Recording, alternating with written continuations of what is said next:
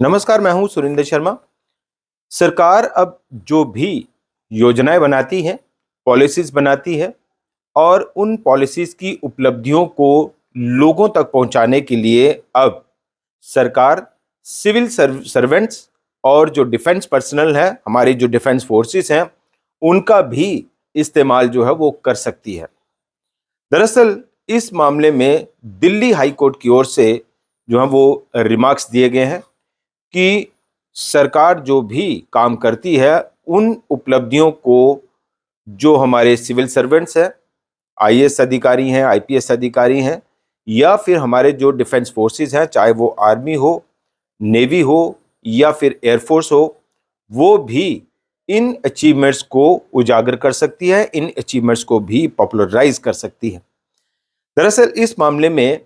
एक याचिका डाली गई थी, पीआईएल डाली गई थी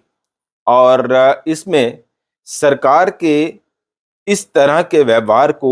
चैलेंज किया गया था कि सरकार आखिरकार सिविल सर्वेंट्स और डिफेंस पर्सनल्स का इस्तेमाल क्यों कर सकती है और कैसे कर सकती है अपनी अचीवमेंट्स को बताने के लिए। और इसमें आपको ये भी बता दें कि गवर्नमेंट ऑफ इंडिया की तरफ से मिनिस्ट्री ऑफ डिफेंस और department of personal and training DOPT, दो विभागों की ओर से, डीओपीटी की ओर से और मिनिस्ट्री ऑफ डिफेंस की ओर से आदेश जारी किए गए थे। मिनिस्ट्री ऑफ डिफेंस की ओर से आदेश जारी किया गया था आर्मी, नेवी और एयरफोर्स को कि जो डिफेंस एस्टेब्लिशमेंट्स हैं वहां पे सेल्फी पॉइंट्स बनाए जाएं और उन सेल्फी पॉइंट्स में मिनिस्ट्री ऑफ डिफेंस के तहत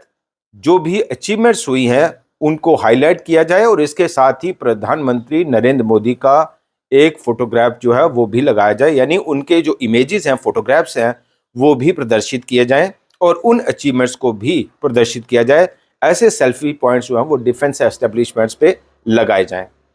दूसरा आदेश था डीओपीटी की ओर से, और डीओपीटी की ओर से बाकायदा जो है वो ये आदेश दिया गया था कि जो जॉइंट सेक्रेटरीज हैं, डायरेक्टर्स हैं और डिप्टी सेक्रेटरीज जो हैं,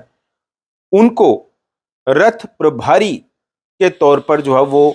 काम करना पड़ेगा, उनको तैनात किया जाएगा और वो सरकार की 9 साल की जो अचीवमेंट्स हैं, उपलब्धियां हैं, उनको पॉपुलराइज करेंगे, उनकी पब्लिसिटी करेंगे और ये जो अधिकारी हैं, सिविल सर्वेंट्स हैं, ये रथ प्रभारी के तौर पर काम करेंगे। तो ये दो आदेश जो हैं वो दिए गए थे मिनिस्ट्री ऑफ डिफेंस की ओर से और डिपार्टमेंट ऑफ पर्सनल ट्रेनिंग की ओर से, डीओपीटी की ओर से।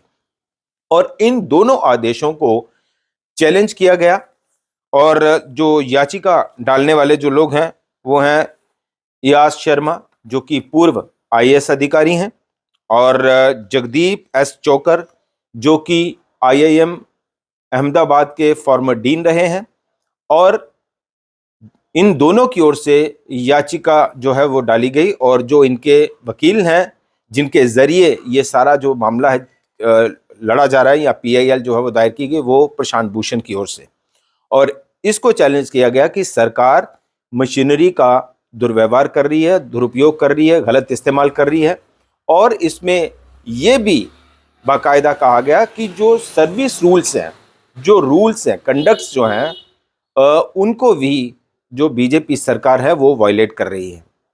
और अभी भी आपने देखा कि उत्तराखंड में जो ऑपरेशन हुआ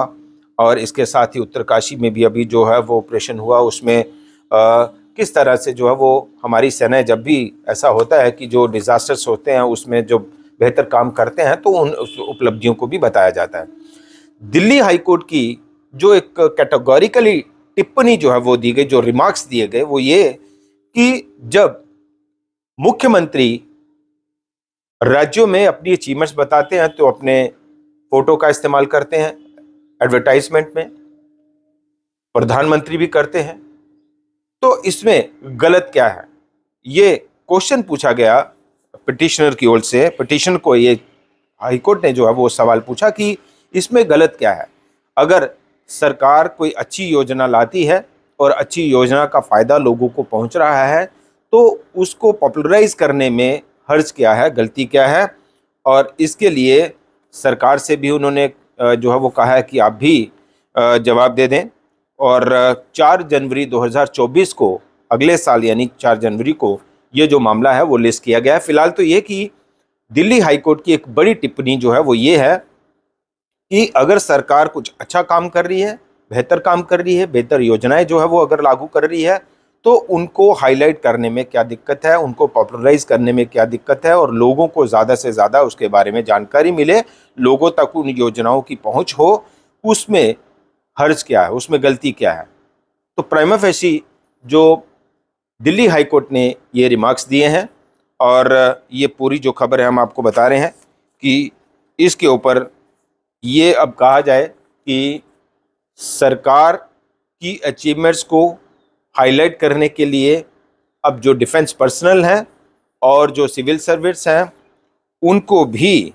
अगर वो इसमें इन अचीवमेंट्स को भी हाईलाइट कर रहे हैं तो उसमें कुछ गलत नहीं है, ये कहना है दिल्ली हाईकोर्ट का। और सरकार के ऊपर लगातार इस तरह के आरोप लग रहे हैं कि सरकार सरकारी मशीनरी का दुरुपयोग कर रही है, और इसको भी चैलेंज किया गया कि कोई पॉलिटिकल पार्टी अपने पॉलिटिकल अचीवमेंट्स और पॉलिटिकल एजेंडा को फुलफिल करने के लिए सरकारी मशीनरी का दुरुपयोग कैसे कर सकती है। ये सर्विस रूल्स जो है वो उनके खिलाफ है,